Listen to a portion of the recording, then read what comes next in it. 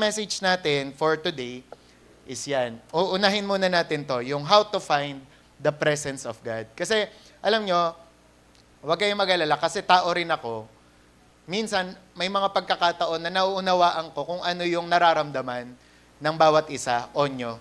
Na minsan, may mga pagkakataon talaga na hindi nyo maipaliwanag, ano ba tong nararanasan ko? Ano ba tong nararamdaman ko?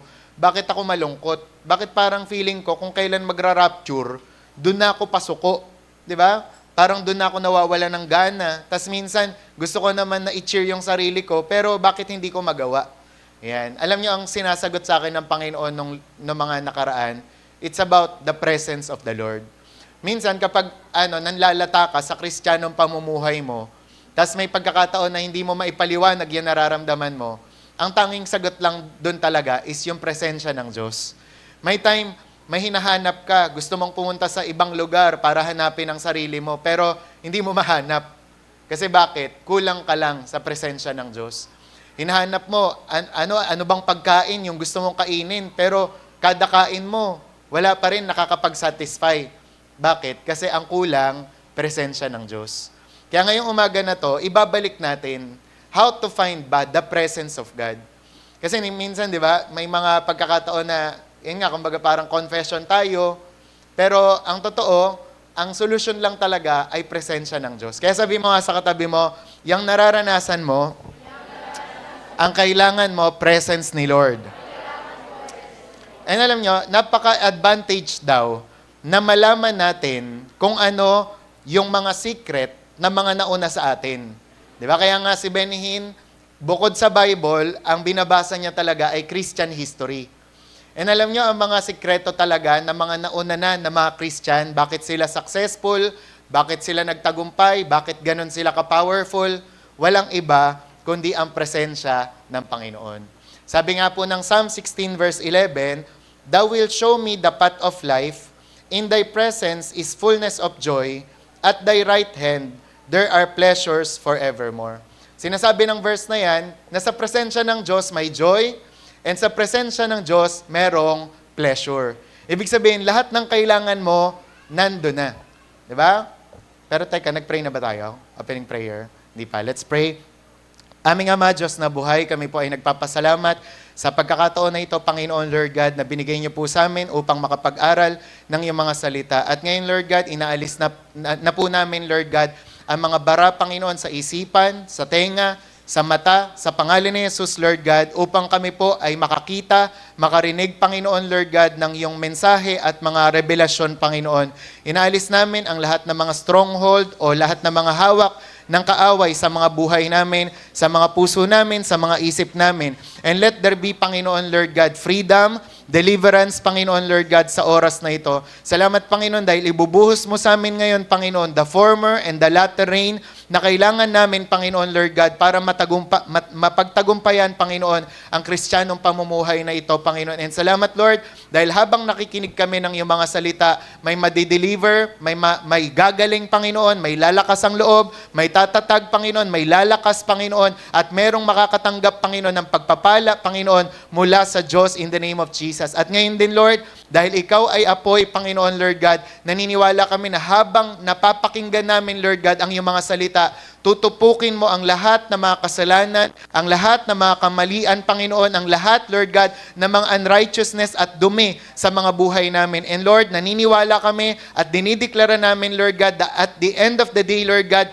panalo pa rin si Jesus at ikaw, Panginoon, ay matagumpay. Kaya kami rin, Lord God, ay matagumpay, Panginoon, Lord God. Kaya tulungan mo kami, Panginoon, to lift up our voice, Lord God, to lift up our faith and our countenance, Panginoon, Lord God, dahil ang pag-asa namin, Lord God, ay sa iyo lamang, Panginoon, Lord God. Kaya thank you so much, Panginoon. Salamat din dahil andito, Lord God, ang iyong mga anghel para mag-minister sa amin at higit sa lahat, ang presensya mo, Panginoon, Lord God, na patuloy na magpapalakas, Lord God, sa mga buhay namin. Kaya thank you so much, Lord God. Sa iyo po ang pinakamataas na purit pa. Salamat sa pangalan ni Jesus. Amen and amen. And sabi nga dyan, lahat ng mga bagay ay nandyan na sa presensya ng Panginoon. Kaya alam niyo, si Haring David, alam niya yung importance ng presence ni Lord. Kaya nung time na nararamdaman niya na parang nilalayuan na siya ni Lord, ano ang samot dalangin niya? Mababasa niyo yun sa Psalm 51, 10 to 11. Sabi niya sa Panginoon, Lord, create in me a clean heart, O God, and renew a right spirit within me. Cast me not away from thy presence and take not thy Holy Spirit from me. Kasi alam na alam niya na kapag wala na sa kanya ang presensya ng Diyos, hindi na siya magtatagumpay. Alam na alam kasi niya yung kwento ni Saul, di ba, na inanoint siya ng Panginoon, pero biglang nabaliw, nawala sa sarili, di ba, dahil nag-depart na yung presence ng Panginoon. And how I pray na ngayong umaga na to, ganito rin yung prayer natin sa Panginoon, na alam natin yung benefits ng presensya ng Diyos, alam natin yung pagpapala, di ba, na dala niya. Ngayon, ang ipag-pray natin, Lord, wag mong hayaang mawala yung presensya na yon sa amin. Naranasan nyo na bang tumugtog, pero walang emosyon yung pagtugtog nyo? Naranasan nyo na ba na mangaral, pero walang dating yung pangangaral nyo? Naranasan nyo na bang kumanta, pero kahit mismong yung pagkanta nyo, hindi nyo maramdaman? And alam nyo, kahit ako, di ba, naranasan ko yan. And kahit si Haring David, naranasan niya yan. Kaya nga pinag-pray niya, di ba? Create in me a clean heart. Pero yun ang maganda kay Haring David. Dahil nararanasan niya yon, hindi siya pumayag na ganon-ganon na lang. And sana, di ba, dito sa kalagitnaan natin, merong makita ang Panginoon na Haring David, na siyang mananalangin, di ba, na Lord, ibalik mo yung presensya mo sa akin kung nawawala na ako sa iyo. Ibalik mo ako sa tamang landas kung nawawala na ako sa iyo. And maybe some of us, yun nga yung nangyayari sa inyo, nawawala kayo sa landas, kaya ngayong araw na ito, ibabalik kayo ng Panginoon sa presensya niya. Pero ano ba ang presensya ng Diyos? What is the presence of God? The presence of God means a conscious realization of God's absolute influence in and around your life. Yung pala yun, na ma-realize mo na yung presensya ng Diyos ay nariyan, yun daw ang ang presensya ng Diyos. Kaya nga, ang pinaka malagim daw na kasalanan na maggagawa mo sa presensya ng Diyos o sa Holy Spirit, yung hindi mo siya i-recognize at hindi mo siya i-acknowledge. Diba? Sino sa inyo, pagpasok nyo dito sa kwarto na to, bati kayo agad ng tao. Diba? Hindi nyo muna binati ang Diyos. Hindi muna kayo nag-pray, di ba? Kaya nga sa amin dati, matindi talaga ang training. Meron kaming tinatawag na 30 seconds kneeling down noon, di ba? Kasi yun yung paunang kausap namin sa Diyos kapag pumupunta kami sa church. Na ang ugali namin, hindi muna kami kakausap ng mga tao, kundi si Lord muna, yung kakausapin namin. Di ba? And sana bumalik tayo doon sa basic na yon, di ba? Na how many of us hindi natin na-acknowledge yung presence ni Lord pagdating pa lang natin dito. Samantalang ang sabi ng Bible, di ba? Enter His gates with thanksgiving and unto His courts with praise. Alam niyo si Moses, he was convinced that it was useless for him to attempt anything without God's presence in his life. Siya mismo, di ba? May prayer nga siya noon na sabi niya, Lord, kung wala ka rin lang sa tabi namin, ayoko nang tumuloy. Di ba? Sana ganun din tayo, di ba? Na pag wala ang presensya ng Diyos, ayaw mo nang tumuloy. Ayaw mo nang mag-aral. Ayaw mo nang mag-move forward sa buhay mo. Kasi ganun mo nare-realize na napakahalaga ng presence ng Panginoon. And alam nyo, kapag ang Christian daw, meron siyang presence ni Lord, he will experience what we call divine order. Ibig sabihin nito, maayos, nagiging maayos ang lahat sa Kanya. Kaya kapag may disorder na, kapag hindi na nagiging maayos ang buhay mo, ibig sabihin kulang na sa presence ni Lord. 'Di ba? At ano pa, may peace sa puso. 'Di ba? Kalmado, 'di ba? At sabi nga dito, you will have rest knowing that God has everything under control. Pero kapag kabaliktaran lahat ng mga na-experience mo ngayon, ibig sabihin, yan nga ang problema mo. Kulang ka na sa presence ni Lord. Pag nagkakagulo na, pag hindi ka na kalmado, pag hindi ka na peaceful. Alam nyo, ang presence ni Lord, hindi talaga siya nakikita. Di ba? Nakikita nyo ba si Jesus ngayon? Sagot, hindi. Pero alam nyo ba, kapag dumating siya, nag-iiwan siya ng bakas. Nag-iiwan siya ng marka. Kapag ang presensya ng Diyos dumating sa buhay ng isang tao, nag-iiwan siya ng mga katangian na yan, na umaayos ang buhay, nagkakaroon ng kapayapaan, nagkakaroon ulit ng joy, di ba? Kaya kapag ang isang tao, di ba, nababad siya sa presence ni Lord, pagkababad niya at pagkatayo niya ulit, ramdam mo, ay ito galing to sa presence ni Lord. Pero kapag siya tumayo pa rin, tapos bugnot pa rin yung muka, malungkot pa rin, mabigat pa rin yung pakiramdam, di ba? Busangot pa rin. Di ba? Ibig sabihin, hindi nyo na-encounter yung presence ni Lord. Kaya dapat, ang goal natin, bawat gawain, bawat punta nyo, bawat pray, may encounter si Lord. Amen? Siking asa, ganyan din siya.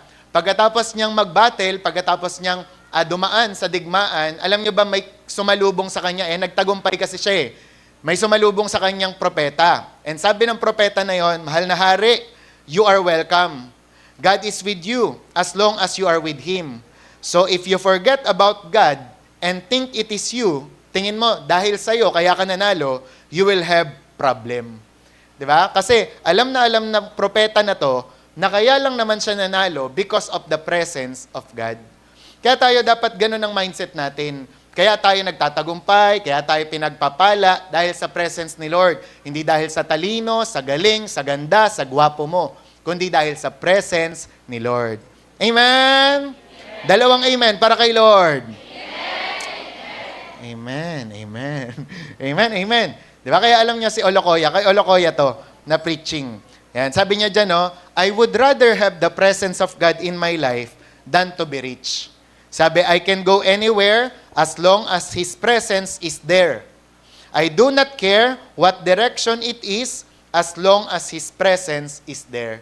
Kaya ganun kahalaga yung presensya ng Diyos sa kanya. Na kahit wala nga daw siyang pera, di ba? Basta nandyan ang presence ni Lord, talagang satisfied siya. At sabi nga dito, it is dangerous to sleep at night without His presence. Alam niyo ba yon? Kaya huwag kayong matutulog nang wala ang presensya ng Diyos. Because outside of His presence, there are multitudes of demons, death, discouragement, panlulupaypay o pagkalungkot, despair, demotion, destruction, confusion, sorrow, and etc. And alam na alam niyo naman yan, di ba? Sa John 10:10, the thief cometh to steal, kill, and to destroy. Ngayon, ano lang ang protection natin? Ano ang dapat nating gawin? Hanapin ang presensya ng Diyos, nang sa gayon, lahat ng mga yan ay mawala. Matanggal sa buhay natin. And ito nga yun, idilat nyo ang mga mata ninyo ha. Sabi dyan, occasionally, people experience the presence of God. Kapag daw nagpe-pray, nagpa-fasting, nagbabasa ng Bible, nagpupuri, tsaka nagwo-worship kay Lord. And sabi nga, in the course of these spiritual activities, one could get to a stage where he or she would want to remain there forever. Naramdaman nyo na ba yon? That is His presence that makes all the difference. Yung kapag nagbasa ka ng Bible, nag-worship ka, nagpuri ka sa Panginoon, dumadating ka sa punto na parang ayaw mo nang tumigil. Ayaw mo nang huminto. Ayaw mo na, di ba, na umalis doon sa pwesto mong yon. Bakit? Kasi yun na yung presence ni Lord. Alam ko, bawat isa sa atin naranasan na yon. Kaya kayo nag-i-stay. Bakit? Kasi merong someone or something sa inyo na natouch sa puso nyo, kaya hindi kayo basta-basta makawala o makaalis sa Panginoon. At from time to time, yun ang hinahanap-hanap ninyo. Okay? Ngayon, ito ang problema dyan. Sabi, when you get so deeply involved in the things of God, next natin, that God begins to talk to you and explain things to you, giving you revelations, and that is His presence. Kapag tanggap ka na ng revelation ni Lord, presence ni Lord yon. Ito yung unfortunately dyan. Unfortunately, this type of experience is not common with a lot of people. Kaya naalala niyo yung prophecy ni Pastor, ba yon? Sino yung pumunta nung nakaraan? Yan. Yung nag-prophesy kay Berna? Hindi si Robert Lancisi. Ayun, si Pastor Rocky. Ano sabi niya kay Ate Beck? Di ba, si Ate Beck nasa kwarto lang palagi, tapos nagpe-pray. Tapos nung nag-prophesy siya, hindi niya naman kilala si Ate Beck. Sabi niya, alam mo, nakikita ko sa'yo, nasa kwarto ka lang palagi. Pero alam mo, ang compliment ng Panginoon sa'yo, narating mo yung lugar na hindi lahat ng tao nakakarating doon. Ano yon? Yun yung Holy of Holies. And mostly sa mga Kristiyano, minsan, nakakarating din sila doon. Sa sa presensya ng Panginoon na yon.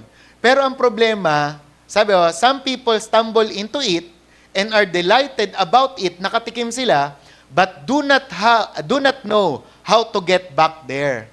Whereas, God is closer to people than the air they breathe. Diba? Makinig kayo maigi, medyo malalim ito. Na minsan, nai-stumble daw tayo doon sa lugar na yon, o yung doon sa presence nga ni Lord. Kaso, after, hindi daw natin minsan alam papanong bumalik. Yan, yun ang mga problema ng maraming mga tao. Alam nila na ito na yung presence ni Lord. Kaso kapag gusto na nilang i-experience ulit, nasa bahay na sila, hindi na nila alam. Kaya di ba sila Benny Hinn, sila Catherine Kuhlman, meron silang katuruan na practicing the presence of God. Meaning to say, 24/7, pwede mo daw maramdaman yung presence ni Lord. Ngayon, paano yun? Di ba? Mamaya, matututunan natin. Kaya ang tanong dito, do you have the presence of God or have you lost it? Nasa iyo pa ba ang presensya ng Diyos o nawala mo na? And sabi, are you an occasional visitor to the Holy of Holies? Alam niyo yung tanong lang na to, talagang kumatok sa puso ko nung pinag-aaralan ko to. Sabi niya dyan, are you an occasional visitor to the Holy of Holies? Ikaw ba bumibisita ka lang sa Holy of Holies o regular ka? Meron akong nakausap nung nakaraan, di ko na babanggitin yung pangalan niya. Natuwa ako kasi nag-prayer marathon siya. Ngayon, edi nagkaroon kami ng convo. Tapos, ang rason niya pala, bakit siya minsan hindi nagpe-prayer marathon? Kasi tinatamad siya. Parang iniisip ko doon, grabe ganito na yung rason ng mga tao ngayon. Parang in the face of God, sa harap ng Diyos, kaya na nilang sabihin na, Lord, tinatamad ako, kaya hindi ako pupunta. Di ba? And most of the time, kaya nga, di ba, praise God, nung nakaraang Thursday, may mga, pumunta ng prayer marathon. Kasi sabi ko, di ba, wag lang kada hallowed be thy name kayo pupunta. O kaya may event kayo pupunta. Regularly, kahit normal day, pumunta kayo. Yun ang ibig sabihin ng tinatawag na occasional visitor. O ngayon, tatanggapin mo ba sa sarili mo na occasional visitor ka lang? Yung pupunta ka lang sa presensya ng Diyos kasi may kailangan ka. Pupunta ka sa presensya ng Diyos kasi may utang kang kailangang bayaran. Pupunta ka sa presensya ng Diyos kasi malungkot ka. Paano pag regular day? Paano kapag masaya ka? Paano kapag marami kang pera? Hindi ka pupunta? Diba? Ang tawag doon, occasional visitor. O para mas maintindihan nyo, ito gusto nyo ba ng God's will o asawa o girlfriend or boyfriend na ang kondisyon sa'yo, okay, mag-boyfriend tayo, girlfriend tayo pero once a month lang tayo mag-uusap. Okay? O kaya naman, quarterly lang tayo magde-date. Alam nyo, yung ganong relationship, hindi mag-workout yun. Kasi bakit? If you love that person, you must be committed to her or to him. Diba? Na dapat pinapalo up mo siya palagi. Dapat ang nararamdaman mo sa kanya, enjoy ka na kausapin siya, enjoy ka na i-date siya. Pero kung kabaliktaran yon, it means na hindi mo siya mahal. Kaya madalas, sa mga ganong klaseng tipo ng relationship, hindi nag-work yon. Diba? Mas mabuti nang maghiwalay na lang. Diba? Bakit? Kasi kung mahal mo talaga, committed ka. Whether you like it or not, diba? Whether sinisipag ka o hindi, diba? Kailangan, meron kayong pag-uusap na gagawin. Ganon sa Diyos, mga kapatid. Kailangan, committed ka and dedicated ka, nakausapin siya. Amen? Parang intro pa lang, ang dami ko ng mga, di ba? Sabi dyan, any form, kaya nga naman, kapag gusto natin na pumunta sa presence ni Lord, any form of divine discipline is more desirable and more bearable than being removed from His presence. Yan ang dapat nating isipin. Ano man ang disiplina na kailangang gawin, makapasok ka lang sa presensya ng Diyos, gawin mo. Diba? I-desire mo. Mabe-bear mo. Basta't makapasok ka lang doon. Kesa naman, ma-remove ka from His presence. Diba? So kung ang pagpe-prayer meeting pala, ang sagot para maranasan ko at maramdaman ko ang presence ni Lord, pupunta ko. Ganun yun.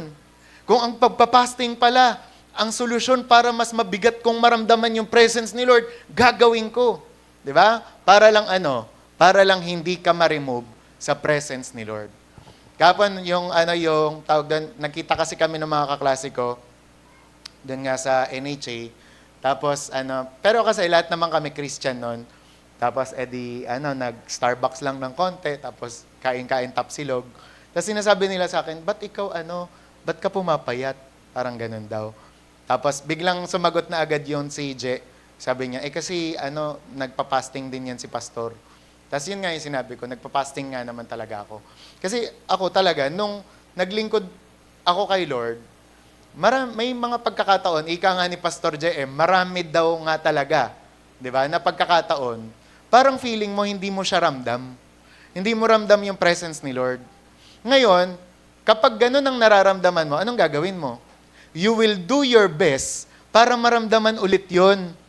Di ba? Kaya may pagkakataon, ito lang ang line-up mo, dadagdagan mo.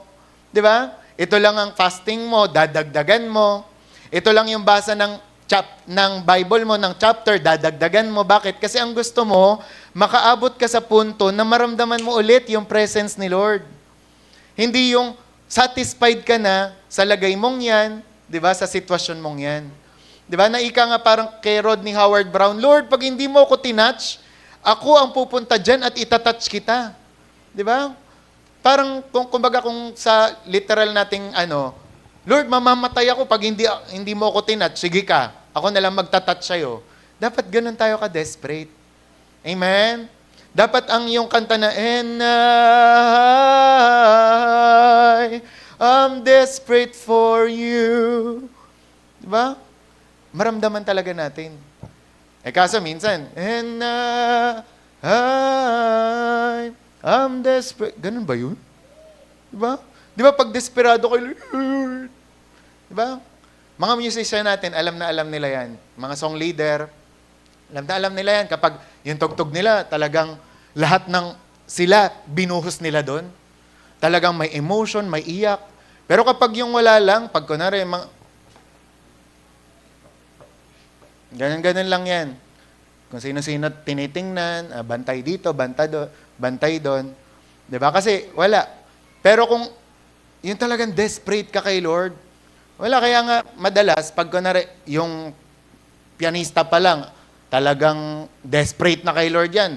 Talagang gutom na kay Lord yan. Mararamdaman niya ng buong congregation. Kaya sila, mahahawa rin tuloy sila. O ganun din ang song leader. Kapag nararamdaman ng mga tao na yung song leader, gustong-gustong bumaba ang kalangitan. Di ba? Talagang mahahawa na yung mga tao. Di ba? Kasi ganun yun. Ganun ang mga spiritual principle nung bagay na yon. Intindihan? Kaya sabi nga, when you are in His presence, you will stop bothering about enemies, witches, wizards, because that is a place that they do not dare come. Sabi, they do not exist there, neither can they come near there. His presence keeps them away. Diba? Kaya, halimbawa, yun nga, yung mga kagaya ng mga ganon, na, halimbawa, yung presence ng Panginoon ay nasa iyo, hindi ka na daw mag-aalala paanong papalayasin yung mga demonyo. Kasi yung demonyo, hindi siya pwedeng makapag-swimming sa malalim na presensya ng Panginoon. Kaya sabi mo nga sa katabi mo, spend time in His presence. And sabi nga, in His presence, ito, makinig kayo maigi, in His presence, you are spared the battles that many people spend the whole of their lives fighting. Ito gusto ko, mga kapatid, magets natin tong lahat. Diba? Nakapagpala na sa presence daw tayo ni Lord, kahit yung mga battles na yan, na dapat lalabanan mo, paglalabanan mo, pwedeng mawala rin yan. Ngayon, ang problema, kapag kasi hindi ka nagre-reside o nagdodwell sa presence ni Lord, may mga battle katuloy na pinaglalabanan na hindi naman talaga dapat paglabanan. Diba? Kaya minsan may mga tanong ka, ba't ba umabot ako sa gantong problema? Bakit ba biglang may pagsubok akong ganito? Diba? Yung pala, kulang ka lang sa presence ni Lord. And when you find your way to His presence, you will receive immeasurable blessing. Sabihin natin, ha ha ha. Amen. Sabihin nyo, amen. Ika nga, sabi doon sa games ng care group pag blessing daw, di ba? Gusto ng lahat yan. Blessings. Di ba? Pero alam nyo ba, may mga pagkakataon na kapag ikaw nag-focus ka lang sa presence ni Lord, May time hindi mo na kailangang hilingin tong bagay na to, pero dumadating. Yun kasi yun. Kasi in His presence, there are pleasures evermore. Di ba? Parang sa tatay, kapag dumating ang tatay, di ba? Ang sasalubungin mo, tatay. Di ba? Ay, tatay, miss you, tatay. Pero gulat ka, pagkasalubong mo sa tatay, meron pa siyang dala. Di ba? Jollibee, o kaya McDo, o kaya naman kung ano-anong pasalubong niya sa'yo. Alam nyo, ganun din tayo sa ating Ama sa Langit. Every time na we are excited sa presence niya, di ba magugulat ka, ay, may regalo si Lord. Uy, yun tinatawag na unexpected blessing. Di ba? Dumadating bigla yan. Kaya sabihin mo ulit sa katiba mo, gusto mong blessing? Ayan. Tumira ka sa presence ni Lord. Di ba? So, ito na yun.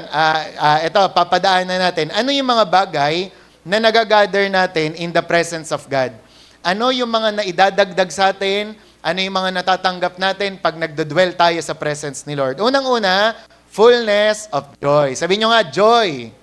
Ayan. Kaya kung gusto nyo ng kagalakan, ng saya, gusto nyo ulit ngumiti, di ba? Mag-spend time kayo sa presence ni Lord.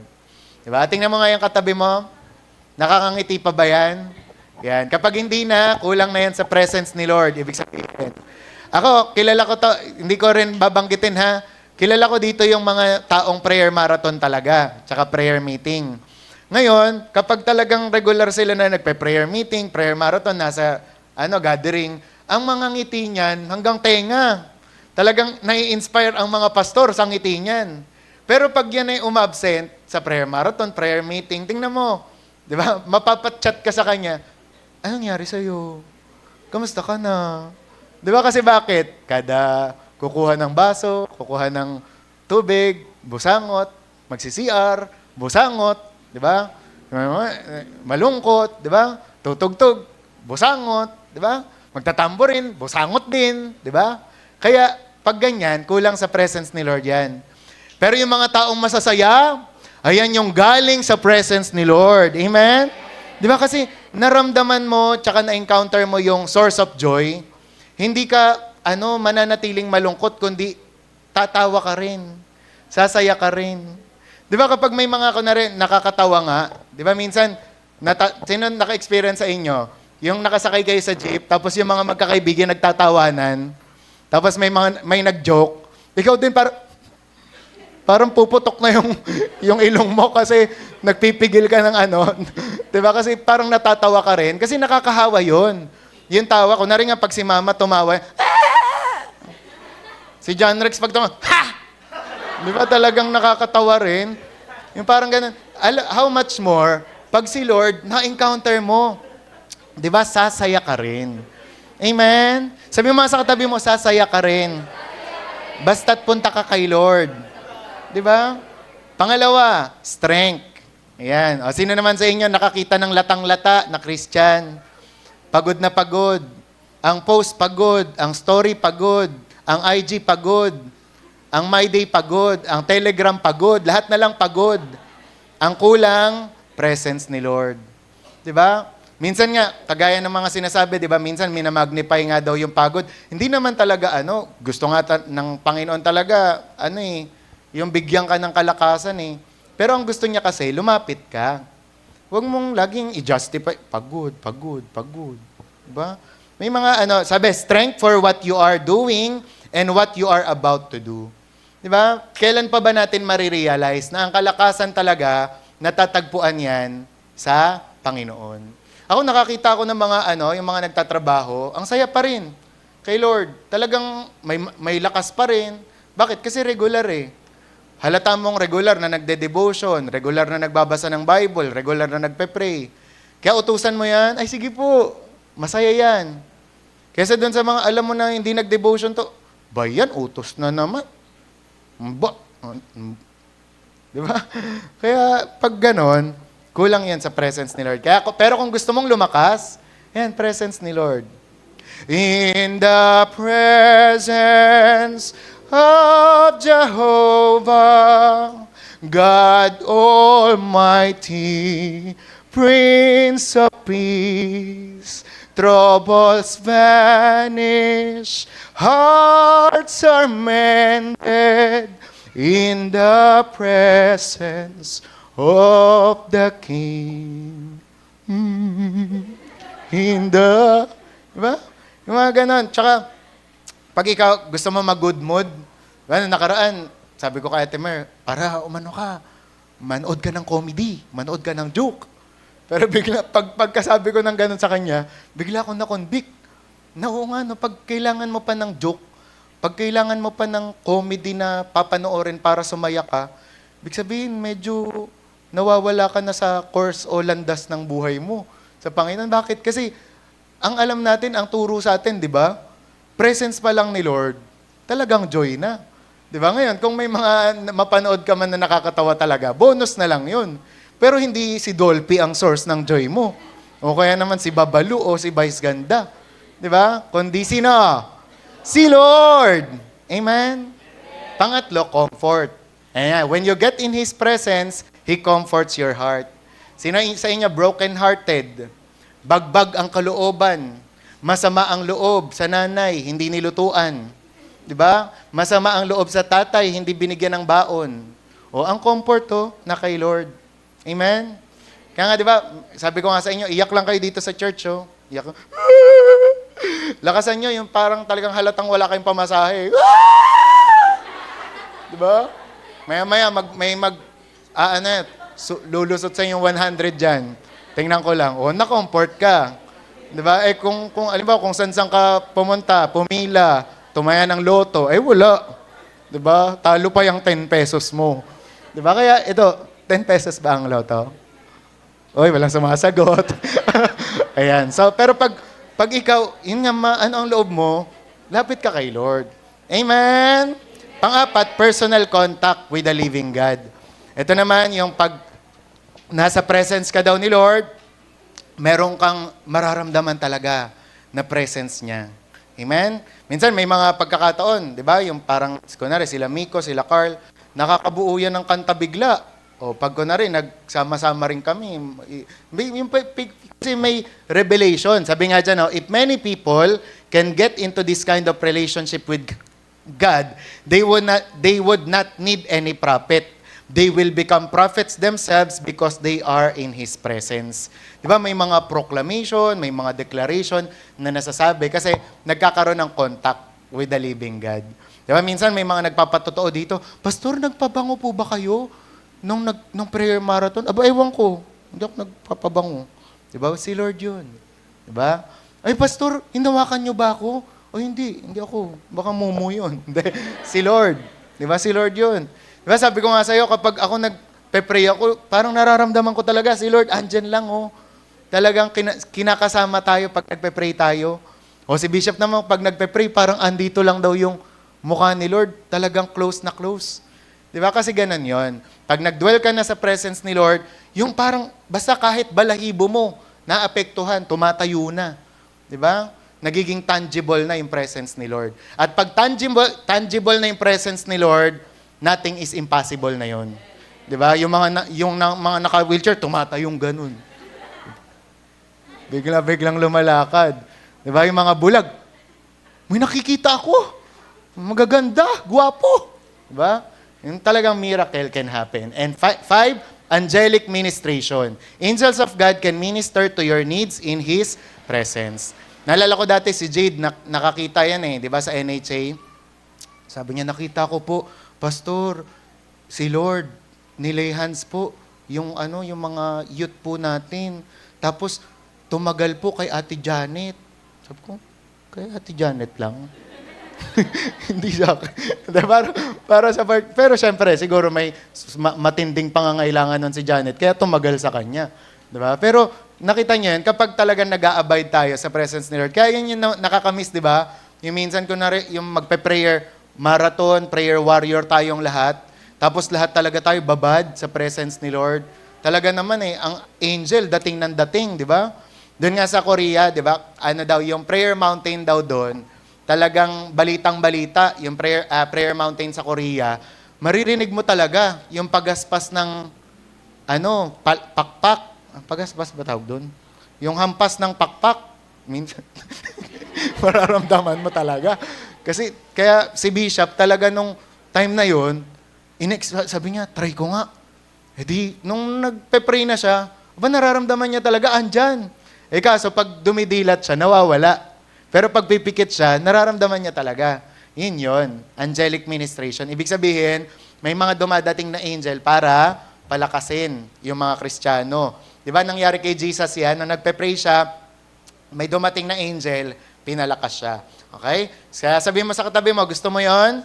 Yan. So, kailangan mag-spend time ka sa presence ni Lord. And pang-anim, clear guidance. Clear divine guidance. Ano man ang kailangan mo, 'di ba? Ibibigay ng Panginoon sa iyo. Yung may mga tanong ka sa buhay, Lord, ano pong mga i-take kong course? Ano bang strand ko dapat? Yan. Kapag nag-spend time ka kay Lord, sa presence niya, malalaman mo yan. And then pang-pito, deeper revelation and understanding. Kaya minsan, may mga pagkakataon, nabasa natin to sa Bible, di ba? Pero parang wala lang, lumagpas lang. Pero nung nag-pray ka na, at bumabad ka na sa presence ni Lord, ano nangyari? Ba't ganun? Parang may ibang tingin na ako dun sa verse na yun. Parang mas lumalim yung tingin ko. Kasi binubuksan na ni Lord yung isip mo. Di ba? Mas pinapatalino ka niya na niya, mas pinapadunong ka na niya. Di ba? Binibigyan ka niya ng parang a little bit, tidbits ng kanyang knowledge, ng kanyang wisdom. Okay? Kasi kung lahat, hindi mo kakayanin. Di ba? Kasi ganun katalino ang Diyos. And then pangwalo, comfort and encouragement. Sabi, no matter what you are going through, once you get into His presence, you will be comforted and encouraged. Tayo nararanasan talaga natin yan, di ba? Kapag tayo may problema tayo, pag meron tayong pinagdadaanan, tapos sumakto pa, wala kang pera, may nararamdaman ka pa. Pero pag nag-spend time ka sa presence ni Lord, encourage ka talaga, ang saya-saya mo, nakangiti ka pa. Di ba? Kakanta-kanta ka pa pag umuwi ka, di ba? Yung di ba? Kahit kanino pwedeng mangyari yun. Basta't nag-spend time sila sa presence ni Lord. Number 9, supernatural abilities. Ito naman yung mga nagagawa, di ba? Mga spiritual gifts. Kapag nag-spend time ka sa presence ni Lord, nakakagawa ka ng miracle. Di ba? Nakakapagpagaling ka. Okay? Sabi nga, if true Christians and ministers of God know that they must occasionally charge their spiritual batteries, if not, they will be dead. Okay? So, kaya dapat nagre-recharge talaga tayo. Or else, yun nga, magiging spiritually dead ang isang Kristiyano. Pang-sampu, divine visions. Ayan. So, magkakaroon ka ng mga visions, may mga makikita ka. And 11, anointing to break stubborn yokes. Di ba? Yung parang, yung bigat, pero kapag nag-spend time ka kay Lord, nawawala. Bigla. Okay? And last, hindi pa pala last, physical and spiritual healing. Sabi, by the time the sunlight of God's presence bats your soul, sicknesses will leave completely. Kaya yung mga sakit natin at karamdaman, presence ni Lord ang sikreto para mawala ng todo-todo yan. Number 13, impartation of God's nature. Ito pala yung sinasabi ko kanina na nagkakaroon ng mga spiritual songs. Tapos at the same time, nagiging kagaya ka talaga ni Jesus, ng Panginoon, di ba? Na kung mabait siya, kapag nag-spend time ka sa Kanya, mas babait ka rin, di ba? Kung mapagbigay siya, mas magiging mapagbigay ka rin. 14, burdens are lifted. Yan, nawawala yung mga kabigatin. And last na lang, Shekinah glory of God. Ito lahat kayo gusto nito. Kasi bakit? Sabi you will experience what is called the Shekinah glory of God. It is a great prayer when someone says, "Oh Lord, let your glory overshadow my life." Makinig. Sabi dyan, do not need cosmetics when the glory of God comes upon your life. Because the glory makes one very handsome or beautiful. Diba? Type nyo yun. Taas ang kamay ng type yun. Diba? Yan talaga ang totoong sikreto ng mga gwapo. Diba? At sikreto ng mga gwapa. Diba? Sikreto ng mga magaganda at gwapo. Yung presence ni Lord. Kaya diba minsan may mga pagkakataon na gano'n. Yung parang pag tinignan nyo yung picture nyo noon, diba? Tingnan natin yung picture ni Poby last 2014. Wow, Poby, glow up. Diba? Yun yung mga sinasabi niya. Bakit? Kasi kada babad ni Poby sa presence ni Lord, nababago itsura. Diba? Dati mukhang hunyango, mukhang mga ganyan. Diba? Ngayon, mukhang tao talaga. mga ano ba yung hunyango? Yung sa Mulawin pala yon. Tapos, ayan, diba ngayon, ang ganda na, di ba? O, yun dati, si John Rex, pag nakita niyo yung picture ni John Rex dati talaga, kala niyo yung talagang, yung nag-aano sa o basta yun. Yun, di ba? Parang, pero ngayon, di ba, dahil sa presence ni Lord, yan, nag-glow up nga. Okay, tsaka minsan may mga ganon, yung kapag, kunwari, kaka-pray mo lang, di ba, uy, Althea, ganda mo ha, ang pretty mo ha, kasi dahil sa presence ni Lord. Di ba, si Moses nga noon, nahawaan ng glory ni Lord, kaya pag baba niya sa bundok, Moses, takpan mo yung mukha mo, nakakasilaw. Di ba? Sagot siya, mukha nyo kaya takpan ko. Diba? Pero tinakpan niya nga talaga. Para mga ganon. Okay? And then, how to lose the presence of God. So, nakita na natin, ano ang mga binibigay ng presensya ng Diyos. Ito, magbantay tayo dito ha. Kasi pwede palang malose ang presence ni Lord. Mababasa nyo yan sa Luke 2:41 to 52, yung binasa ni Gabi kanina. Naalala nyo, si Joseph tsaka si Mary mismo. Na-lose nila si Jesus, nawala nila si Jesus. Diba? Bakit kaya? So, pag-aaralan natin, sabi, what made the parents of Jesus lose Him? Kasi, yung verse natin dito, yung pag-aaralan natin dito, applicable din siya sa mga buhay natin. Okay? Kaya makinig. Number 1, bakit daw na-lose yung presence ni Jesus? Una, they lost their alertness. They were not watchful anymore because the program they went for was an annual event, so it had become a custom. Yan. Na dahil nga custom na lang, ugali na lang nila, yung ginagawa nila, yearly kasi yun nawala yung presence ni Jesus. Nawala nila si Jesus, di ba? Nalingat sila. And likewise, some people take church as a place to just come and kill time. Sabi, it has become a custom, so they have lost the wonder, amazement, and spirit of the church. Such people come without expecting anything. At sino sa inyo, gano'n na yung pakiramdam? Na parang ang church, palipas oras na lang yan. Di ba? Na ang church, pupunta ka na lang pero wala ka nang ine-expect. Yan. You will lose the presence of God kapag ganyan. Sabi nga, each time you come to the house of God, you should come with the spirit of expectation. Sino sa inyo, nung pumasok dyan sa kwarto na yan, nag-expect talaga kayo, Lord, naniniwala ko, kakausapin mo ko. Kakatagpuin mo ko, itatouch mo ko. Dapat ganon. And sabi nga, looking forward to having an encounter with God. Those who come with the spirit of expectation, they experience miracles. But those who come to play or chat with friends, leave the place with nothing.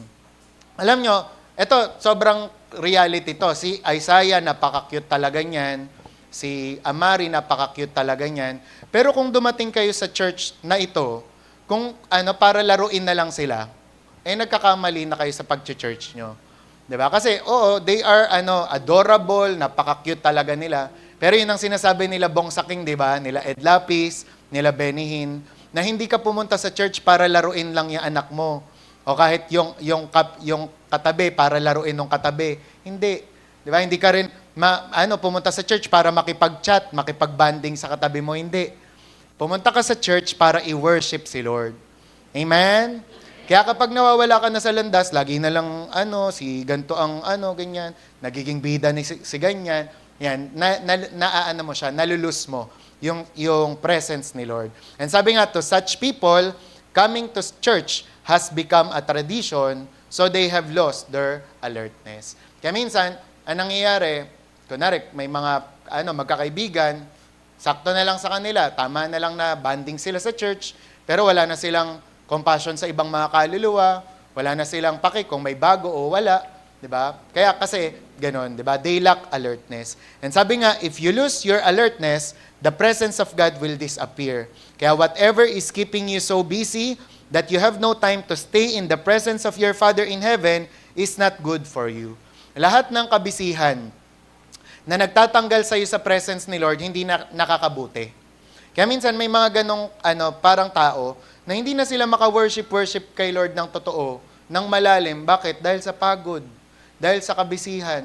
Nakikita ko yon, and pag nakikita ko sila, hindi ko sila ginajudge. Kundi naaawa ako sa lagay nila na hindi na sila makapag-worship kay Lord because of pagod. Wala, gaganyan na lang, parang ano na lang, hihintayin na lang matapos.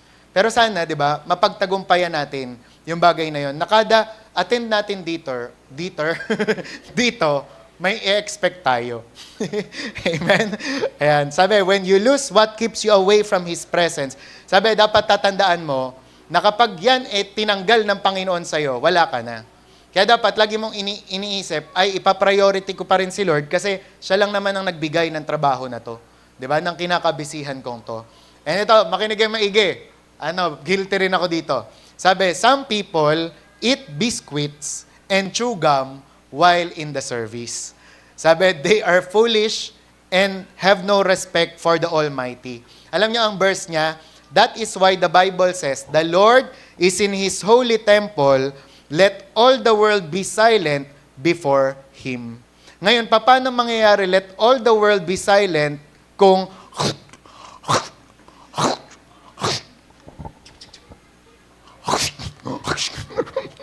di ba? Kaya minsan may mga pagkakataon na mare-review ka talaga sa Bible kasi 1 hour lang naman ang service o 2 hours, hindi ka pa ba mag-fasting? Di ba? Although, minsan, may mga ganun talaga na, talagang reasonable naman, may mga ganun. Pero, hanggat maaari, i-practice na natin. Kain na tayo sa labas, o kaya kain na tayo sa bahay natin. Para, pagdating dito, talagang focus ka. Amen? Hindi yung, lalo pag candy, di ba? Mga ganun-ganun. Tapos may iba naman, yung katingko talaga.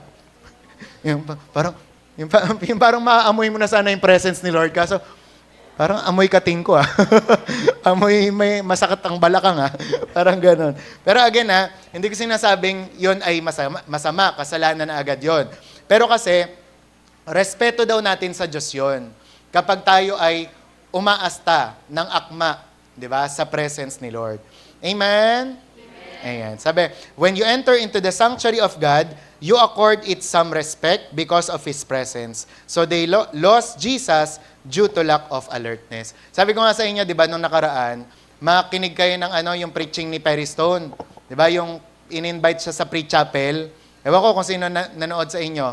Pero pag sinabi na ni Jensen Franklin, let us welcome Evangelist Perry Stone. Magtatayuan yung mga tao, tapos talaga, mga 2 minutes, 3 minutes. Kaya si Perry Stone masyadong na-overwhelm. Sabi niya, yung tira, ibigay niyo sa Diyos, palakpakan natin ng Panginoon. Talaga, hindi siya pumapayag na yung siya lang ang papalakpakan. Pero alam niyo ang natutunan ko doon, yung kahalagahan ng honor, ng respect. 'Di ba? Kasi kapag ino-honor mo sino ang nagsasalita, you can receive from him. 'Di ba? Pero kapag kunwari wala kang galang, si pastor lang naman yan, magki-candy muna ako, magchu-chewing gum ako. Di ba? Ganon din ang respeto mo sa Diyos. Parang ganon din yung pinapakita mo sa Diyos. Kaya di ba, again, ibalik natin yung respeto natin kay Lord. Amen? Kapag ganon, alam nyo, miracle will happen kapag nag-expect tayo. Pangalawa, inaccurate assumptions. Ito, maraming biktima sa atin nito. Sabi, they assume that Jesus would be there with either of them. So they lost Him due to wrong assumption. Sabi dyan, if you are kind, medyo lang po tayo, extend lang tayong konti If you are the kind of Christian that is fond of jumping to conclusions and making wrong assumption, you will lose the presence of God. Sabi, when you make wrong assumptions about God, your spouse, your church, your friend, anyone or anything, you will lose His presence. Paano nangyayari to? Di ba kapag kunwari, nagkamayan. Tapos sumakto, hindi ka kinamayan nung isang ka-churchmate mo. Ano nang iisipin mo? Ano assumption mo?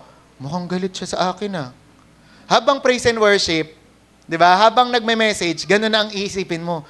Mukhang galit siya sa akin. Kaya, revival, mamimiss mo yung presence ni Lord. Naintindihan? Kunwari, hindi ka napansin ni Ate Mer o kaya naman ni Pastor. Isipin mo agad, ay, mukhang galit sila sa akin. Diba? Ay, mukhang Kaya hindi na makakapag-focus. Diba? May mga ganun din. Yung parang, kunwari, may mga kadate. Tapos, hindi pinansin ni Pastor. Isipin, ay, mukhang alam na ni Pastor. Mukhang nakita kami. Pero ang totoo, hindi naman talaga. Diba? Masakit lang batok ni Pastor. Diba? na ano ka na-carried away ka na ng thought mo na, nakita kami ni pastor, nakulagot. Diba? Kaya yung praise and worship, nilagpasan ka na ng presence ni Lord, hindi dumating sa'yo. Bakit? Kasi akala, nakita kayo sa Jollibee. Diba? Nagsusubuan. Diba? Kaya minsan, ganon. Kaya mag-ingat tayo doon sa inaccurate assumptions. Amen? Ganon. Parang minsan may mga mali tayo. Again, iba ang discernment, iba ang judgment, iba ang mga assumption. Okay? Kaya dapat inaano niyan, tinatansya niyo yan. Diba? Kaya nga, for example, si Kuya Jed, diba, nung nakaraan, nagsasabi siya na minsan daw, madalas, na may misunderstood siya.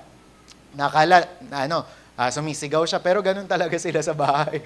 Ganun. Kasi si nanay, kailangan mo talagang ganun yung boses mo. 'Di ba? Kasi si nanay medyo na yung pandinig, 'di ba? Kaya minsan may mga ganun tayo. Ngayon, kung hindi mo siya naiintindihan, magkakaroon ka ng wrong assumption sa kanya. And then pangatlo, wrong directions. Sabi, the parents of Jesus look for him in the wrong directions. So going in the wrong direction will make one to lose the presence of God.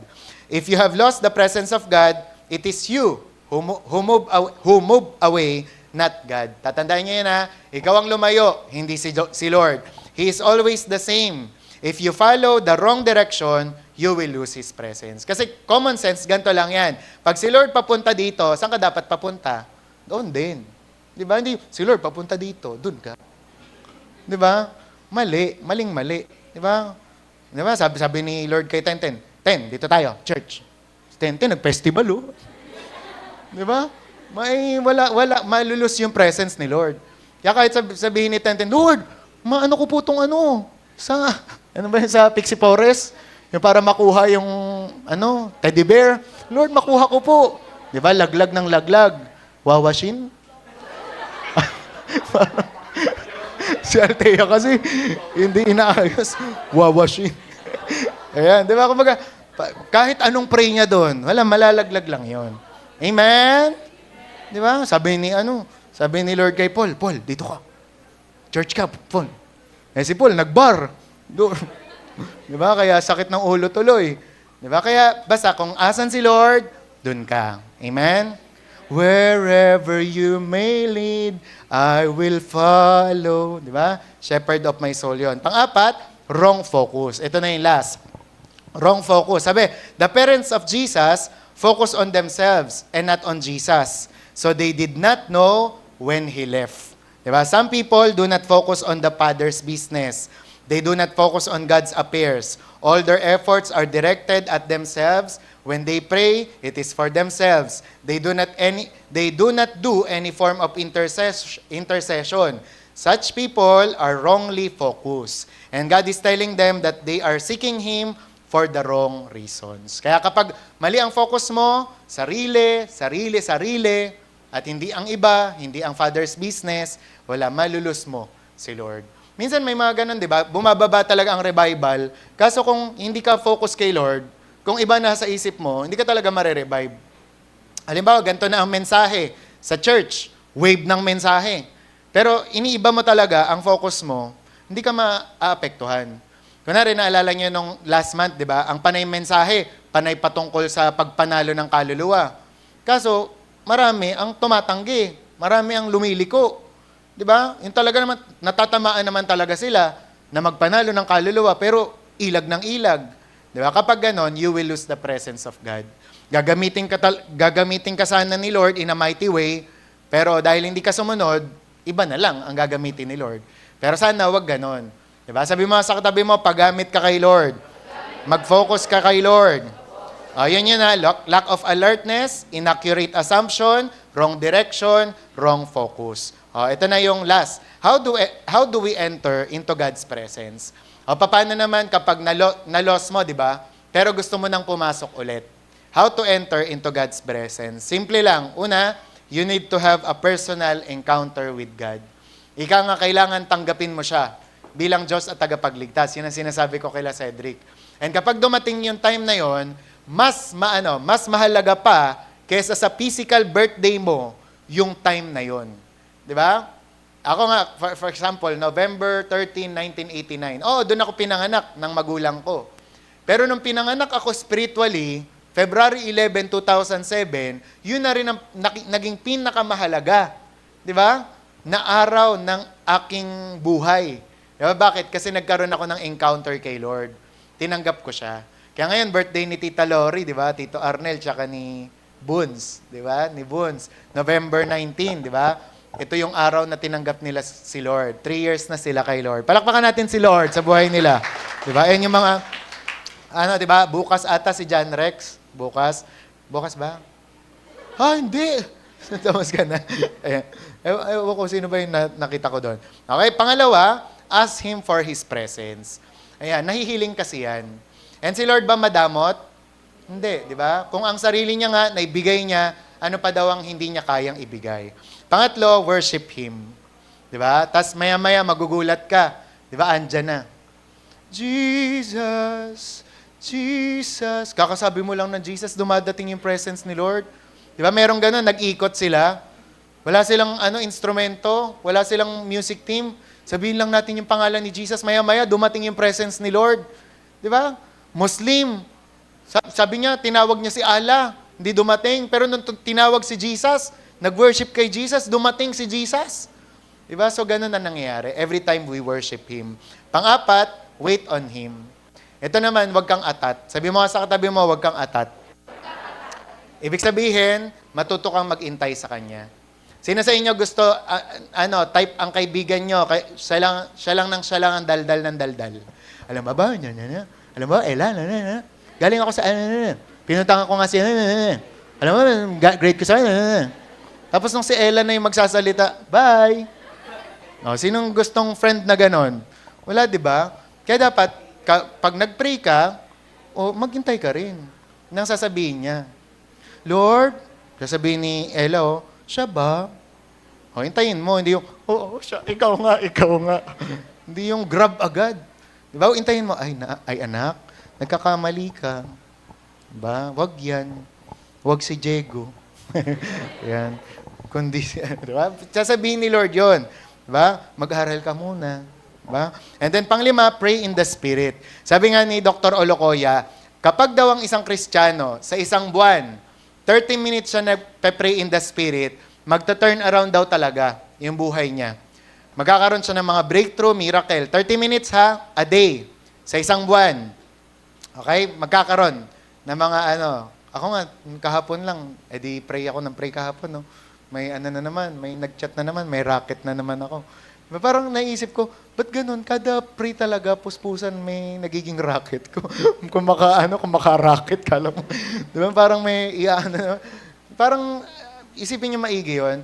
Ano kaya ang mga bubuksan ni Lord na doors of opportunity every time you pray in tongues? And sabi ni Olocoya, ganito ang babala niya. Minsan daw, 5 minutes, 10 minutes, 15 minutes, parang mafe-feel mo wala nangyayari. Pero if you persist, maya-maya, mafe-feel mo na. Hindi ka nahihinto niyan. Talaga magtatangs ka na. Diba? Kaya nakaraan si Ina, sabi niya, na-miss ko to, pastor. Na-miss ko yung presence ni Lord. Diba talagang hindi maawat? Diba? May mga, yung nagtatangs, maya-maya, nagaganon-ganon na. Nagtatangs lang yun, ha? Ay, akala ko tumawa si Isaiah. Yan, diba? Ganon. Diba? So, pray in the Spirit. Maya-maya, dadating na si Lord. Pang-anim, meditate on the scriptures that make you to focus on God. Sino naman dito, lilipad-lipad ang isip?